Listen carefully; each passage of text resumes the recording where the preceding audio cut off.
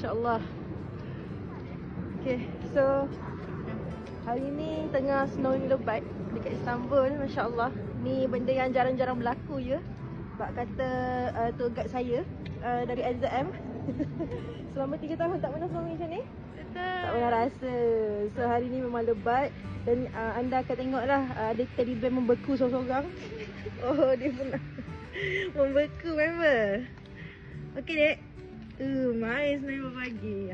Sama suruh okay, so siapa yang nak pergi ke Istanbul, Turki, inilah masanya. Sebab sekarang ni memang musim-musim snow dekat semua tempat dekat bahagian Istanbul. Ini jarang 3 tahun sekali je snow ni. Nampak? Masya Allah, subhanallahilazim. Ni dah lebat sangat dah ni. Dah dapat dikondisikan. Jom lah kita balik. Jom lah kita balik dek. Member tak beku.